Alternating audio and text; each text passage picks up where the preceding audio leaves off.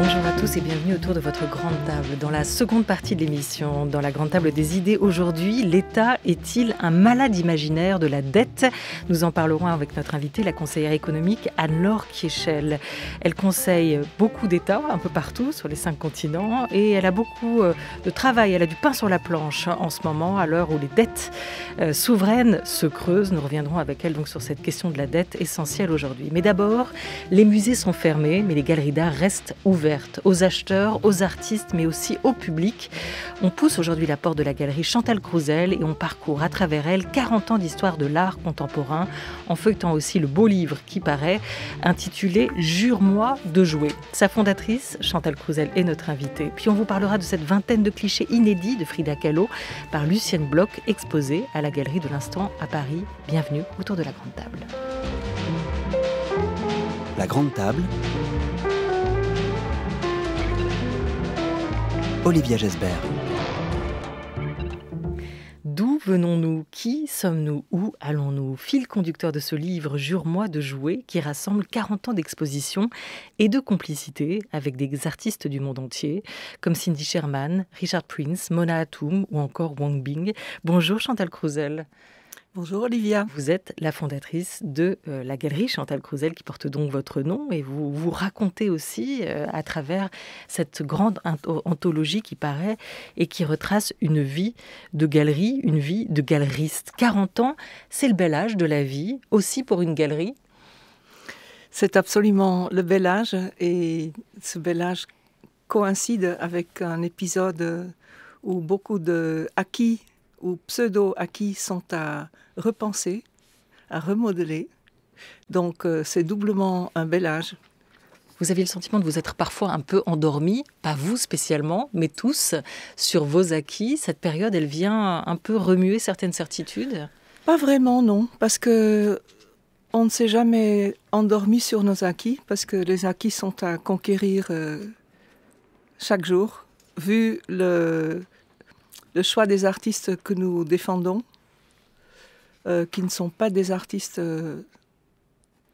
qui font dans le décoratif, qui sont des artistes qui tous posent des questions sur la société, sur ce qui donne une nouvelle émotion, une nouvelle image, une nouvelle forme à des sujets qu'on a rencontrés à travers toute l'histoire de l'art, c'est-à-dire la vie même, les individus, la beauté, qui sommes-nous et où allons-nous? Et tous ces artistes qui composent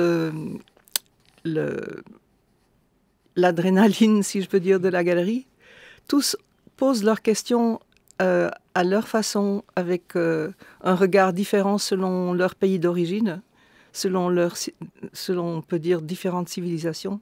Et c'est ce dialogue et ce permanent croisement de différentes origines qui font que on peut en voir émerger des surprises, des idées nouvelles, des esthétiques nouvelles et une résilience commune. D'ailleurs, c'est très beau de voir pendant cette période qui dure maintenant depuis presque un an, comment tous les artistes de différents continents et de différentes origines, mais qui sont tous reliés par la galerie, partagent, échangent entre eux ce qu'ils vivent avec des photos, avec des récits, avec des zooms, avec des conférences, où ils invitent d'autres étudiants, de leurs étudiants, ou artistes à participer, ou à se concentrer sur un artiste important qui a compté beaucoup pour eux. Et ce travail-là, ce travail du moment, ce travail de l'instant, vous allez l'exposer, vous allez le montrer, vous allez en faire quelque chose? Il y a des podcasts qui existent de ces différentes interventions, mais il y a aussi un podcast une série de 10 podcasts qui vont sortir, que nous sommes en train de préparer avec des artistes de la galerie qui parlent de la galerie, de ce que représente pour eux la galerie. Alors c'est un récit qui passera par le son, qui passera par la voix, peut-être plus que par l'image. Absolument. C'est intéressant parce que rétrospectivement, vous semblez aussi regarder ces 40 dernières années à travers le filtre des projets portés par vos artistes. Mais il y a aussi vous, votre regard, qui est essentiel, puisque vous êtes le dénominateur commun aussi de ces choix-là. La galerie, elle a 40 ans, vous l'avez fondée en 1980. Votre fils, Niklas Svenung, vous a rejoint au tournant des années 2000. Il co-dirige avec vous la galerie aujourd'hui. Vous êtes passé de la rue Quincampoix à Paris à la rue Charlot à Paris. Et vous avez ouvert l'an passé un deuxième espace, rue de Saint-Onge. Vous le dites dans cette anthologie, dans ce beau livre, une galerie, c'est plus qu'une galerie. Une galerie, c'est plus qu'un lieu physique, en fait. C'est un projet, d'abord. Comment définir le vôtre au départ ? Mais ce qui m'importe déjà sur le plan personnel, c'est d'être en permanente ouverture et remise en question. Et surtout, ne pas se prendre pour un déteneur de la vérité absolue. Ou un déteneur de la voie idéale. Et c'est pour ça que le livre s'appelle « Jure-moi de jouer ». Et dans l'introduction, je cite l'origine de cette phrase qui vient de Christian d'Autremont, qui était le fondateur du mouvement Cobra et qui était en fait l'écrivain et le penseur du mouvement, contrairement à Jorn, qui était plus le plasticien,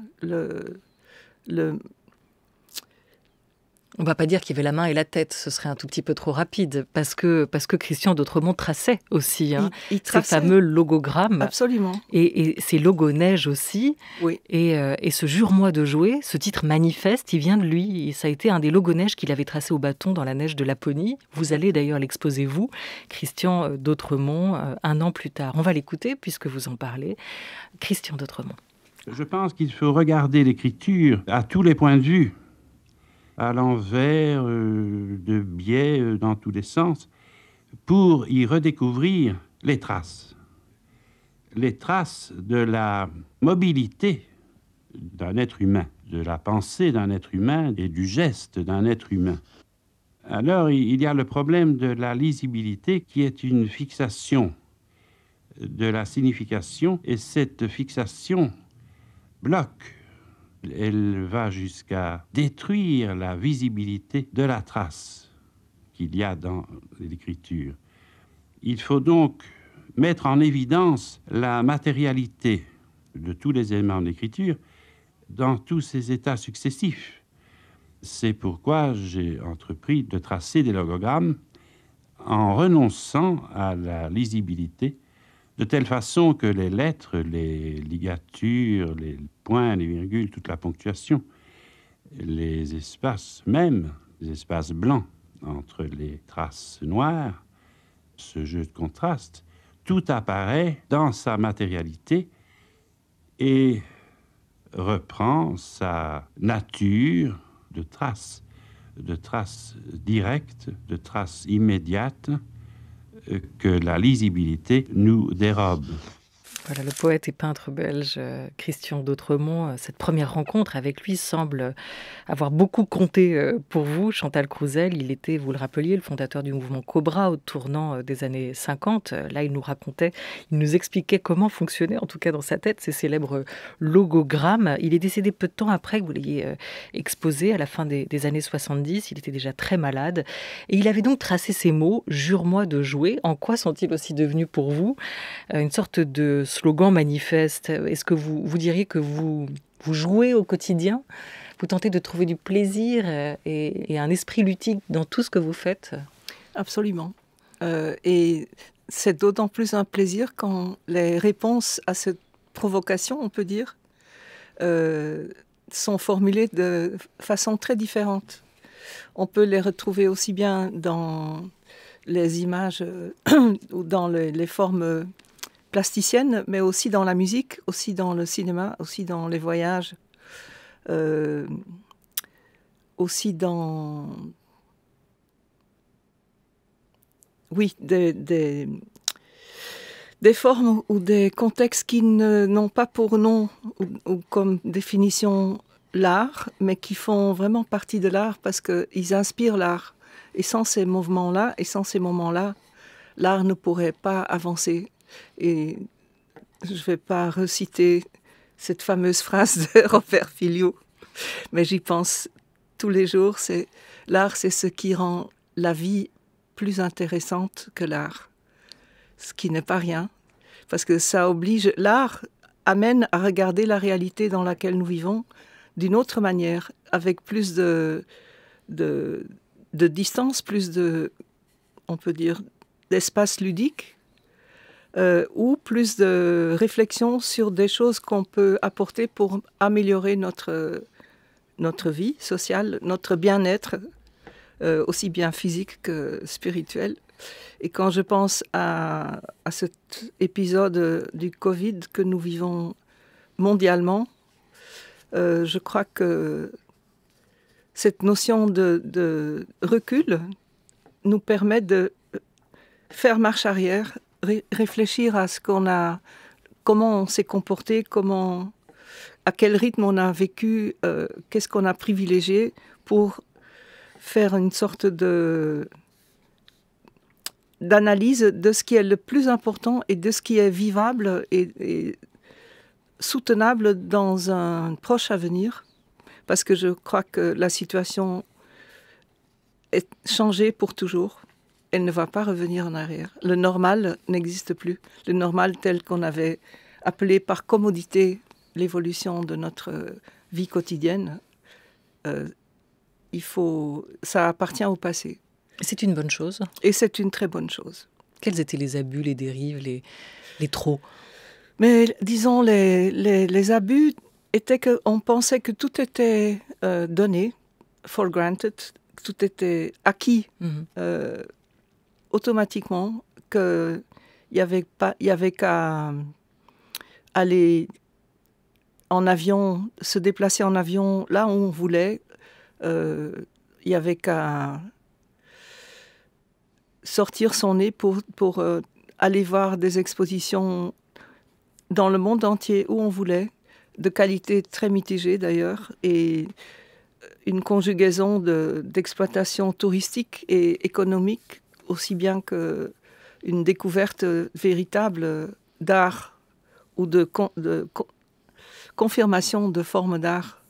Mais le tout était devenu très flou et les intentions et les objectifs étaient très vagues et pas très louables. Ce qu'on a d'ailleurs vu avec la remise en question des foires de l'année dernière, à quel point il s'agissait de beaucoup d'autres choses que de l'art pour qu'elles se maintiennent ou soient reportées de nom. Donc tous ces enjeux sont devenus très lisibles, très visibles. Et je crois que désormais, il faut se concentrer, d'abord concentrer son énergie et l'énergie tout court, et l'intérêt des amateurs, des collectionneurs, à ce qui est extraordinaire et vaut la peine d'être découvert. Mais c'est intéressant parce qu'on sent que vous êtes dans un moment aussi de prise de recul face à cette accélération permanente, absolument, cette surenchère, cette surconsommation aussi sur le marché de l'art. Et ce que vous dites aujourd'hui, moi, Chantal Crousel, j'ai aussi contribué à ce système. Est-ce que c'est aussi une forme de mea culpa? Je ne dirais pas, parce que on a quand même été assez modéré dans ces excès. Et il faut dire que depuis toujours, j'adore voyager, j'adore découvrir, j'adore regarder moi-même par la distance et les yeux d'un autre que moi, depuis un autre continent ou une autre culture.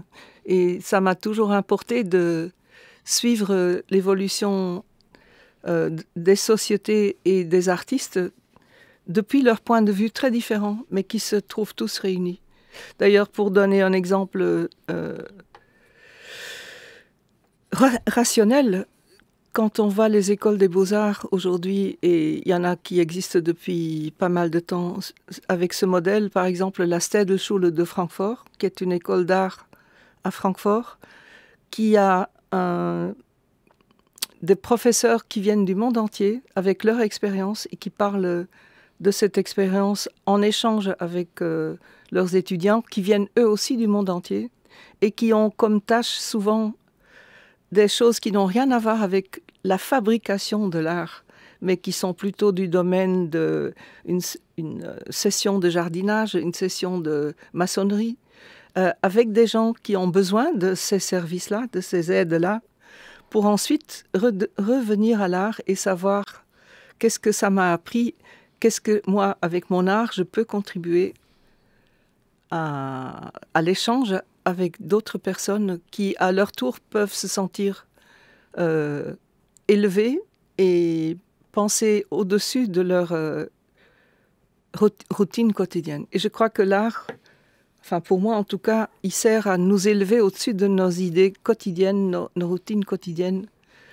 et d'être ouvert à tout ce qui peut nous arriver, y compris les choses négatives, pour mieux les confronter et mieux les absorber. Alors, vous ne semblez pas opposer aujourd'hui art et poésie, hein, comme le fait quand même un peu à sa manière un artiste que vous connaissez bien, que votre galerie défend, c'est Jean-Luc Moulin. Depuis plus de 20 ans, Jean-Luc Moulin développe un travail complexe, à la fois analytique et mystérieux, dont la photographie a longtemps constitué la part la plus visible et la plus reconnue. Voilà comment commence sa présentation par la galerie. Et maintenant, on l'écoute à la grande table, c'était il y a 3 ans. J'ai toujours plutôt fréquenté les poètes que les artistes. Si vous voulez, il y a chez les artistes une propension auto-centrée, terriblement technicienne, bien souvent. Et je préfère, dans le fond, l'usage de la langue, qui est l'usage commun, dans le fond, et dans laquelle certains arrivent à creuser aussi bien des abîmes de réflexion que d'imaginaire, parce que la langue est première, la parole, je dirais, avant la langue, la parole est première. La poésie me semble très importante pour se réinventer, en fait, comme peuple, comme relation, comme sacré. Et vous, par quoi passez-vous pour vous réinventer, pour renouveler votre regard à vous, Chantal Crousel, régulièrement on retrouve aussi dans ces pages de ce beau livre qui paraît « Jure-moi de jouer » chez Islande Éditions, votre rencontre d'abord avec la photographie, avec la littérature, avec la musique, avec le cinéma aussi. Par quoi aujourd'hui passe le rafraîchissement de votre regard ? Par tout ça. Il n'y a pas un mode qui prédomine sur l'autre. Je crois qu'il est important même, ça peut paraître trop facile à dire, mais je crois que regarder aujourd'hui la nature telle qu'elle prend sa revanche, on peut dire, telle qu'elle se rappelle à nous, telle qu'elle exige qu'on se comporte vis-à-vis d'elle. Quand on regarde la nature, je pensais ce matin à une pomme de pin, à quel point c'est beau une pomme de pin. Et d'ailleurs, c'est comme une sculpture. Mais il y a plein d'éléments dans la nature qui ont inspiré des artistes depuis très longtemps. Mais cette beauté-là, on ne doit pas la négliger. Et je crois qu'un artiste qui crée avec son intelligence, sa sensibilité, ses talents pratiques, je trouve qu'il doit toujours être comparable afin de faire mieux avec les éléments que la nature nous montre, nous apprend.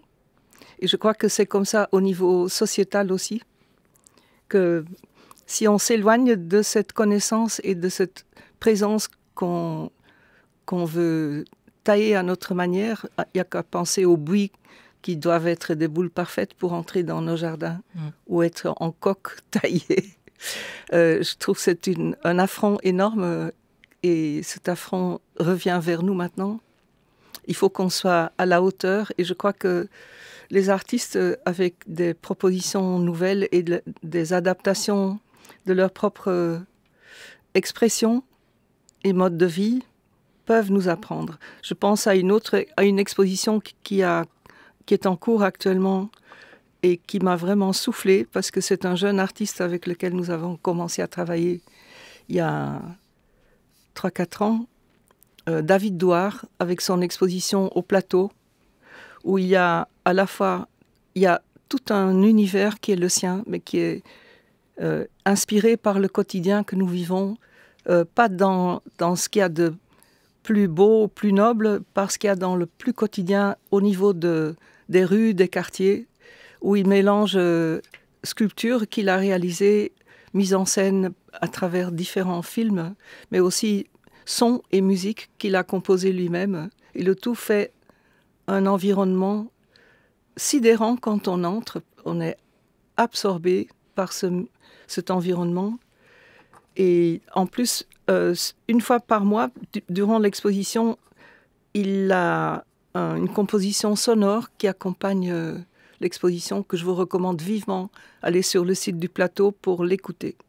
Tony Craig, Cindy Sherman, Sophie Calle, Richard Prince, Mona Hatoum, Jean-Luc Moulin ou encore Wang Bing, tous ces artistes ont en commun, vous nous le disiez, de défendre certaines valeurs, une certaine idée de la société contemporaine. Ce sont eux qui vous ont accompagné durant ces 40 ans de galeries, 40 ans de relations intimes, amicales avec l'histoire de l'art contemporain. Chantal Crousel est notre invitée jusqu'à 12h30. France Culture, la grande table, Olivia Gesbert. On aurait envie que tous les auditeurs aillent faire un tour dans les galeries à côté de chez eux, en France ou ailleurs, et nous fassent remonter toutes ces images qui sont actuellement exposées et dont on est quand même en manque depuis le début de cette crise sanitaire avec la fermeture, entre autres, des musées. On va pousser la porte d'une autre galerie ensemble, si vous le voulez bien, à Paris. Des clichés rares de Frida Kahlo, des inédits, une vingtaine en noir et blanc sont à voir en ce moment, jusqu'à la mi-mars sur les murs de la galerie de l'Instant. On y voit l'artiste, le regard complice ou perdu au loin à New York ou à Mexico. Dans les années 30, celle qui l'a fondée, cette galerie, Julia Gragnon, nous raconte comment elle a découvert cette première photo de Frida Kahlo à New York. Son auteur, c'est la Suisse Lucienne Bloch. La joie de cette trouvaille, elle est assez communicative, vous allez l'entendre. La galeriste la met aujourd'hui en partage avec les visiteurs, mais aussi avec des scolaires, et puis avec Oriane Delacroix et moi. On l'écoute. Je l'avais découverte à New York, il y avait une grosse expo qui s'appelait Frida Making Herself Up. C'était extraordinaire parce qu'il y avait ses vêtements, ses bijoux, même son tube de rouge à lèvres, le sien, quoi, Revlon de l'époque, c'était dingue. Les corsets de tous les jours, les corsets en plâtre sur lesquels elle avait peint, des lettres, il y a même des vidéos d'elle où on la voit avec Diego Rivera, qui la dirigeait vraiment, et elle qui se laissait modeler comme ça. C'était assez fascinant quand on ressent le caractère qu'elle avait, qui était quand même assez impétueux. Et cette expo, elle était dingue. Et donc, à côté de ses vêtements, vous aviez les photos qui illustrait certains habits. Et ce portrait d'elle assise dans la chambre de son hôtel à New York, avec le petit autoportrait au-dessus de sa tête. Et j'ai vraiment été attrapée. Bon, déjà, moi, je suis passionnée par sa carrière et sa vie qui fusionnent, quoi. Mais là, vraiment, cet œil noir qui vous attrape, avec le deuxième œil au-dessus de sa tête, il y avait quand même quelque chose, cet air faussement sage. Enfin, je sais pas, j'ai vraiment été séduite. Il se trouve que 3 jours après, je faisais un salon à New York qui durait quelques jours. Et dans un présentoir, il y avait ce portrait de Frida. Et comme j'avais bien bossé, je me le suis offert. En rentrant à Paris, toute fière, je fais une photo, je la poste sur Instagram. Et là, en fait, la petite fille de Lucienne Bloch me contacte et me dit « Mais c'est merveilleux, j'aurais jamais cru que les photos de ma grand-mère aillent jusqu'en France, elle serait tellement heureuse de savoir ça, etc. » Et là, la pauvre, après, je l'ai harcelée jusqu'à ce qu'elle me dise « OK pour une expo. » Parce que ici, à la galerie, moi, je présente que les photos qui me passionnent. Donc, il faut que les images me plaisent, me fassent envie. Et c'est très rare, en plus, les photos de Frida Kahlo. Lucienne Bloch, c'était l'assistante de Diego Rivera.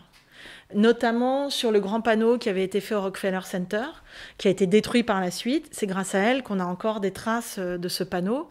Et donc, Lucienne Bloch, elle a photographié son quotidien. Et donc, pendant une période, son quotidien, c'était le Mexique avec Frida, avec lui. Et c'était les États-Unis avec eux aussi. Et donc, elle a illustré ce quotidien en photo, comme on fait tous, en ayant des souvenirs.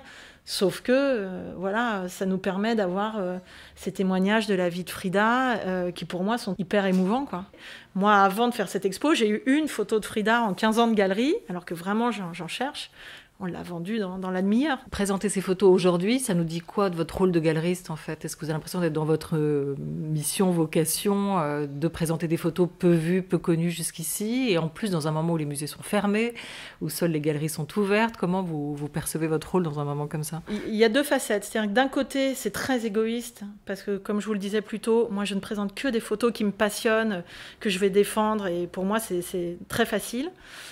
Et d'un autre côté, on voit bien qu'en faisant ça, on partage aussi quelque chose avec les gens, parce que des gens passionnés par Frida Kahlo, c'est ce que j'expliquais tout à l'heure, on n'a jamais eu la queue comme ça dans la rue pour une autre expo. Et pourtant, on en a eu des expos qui ont eu du succès et tout.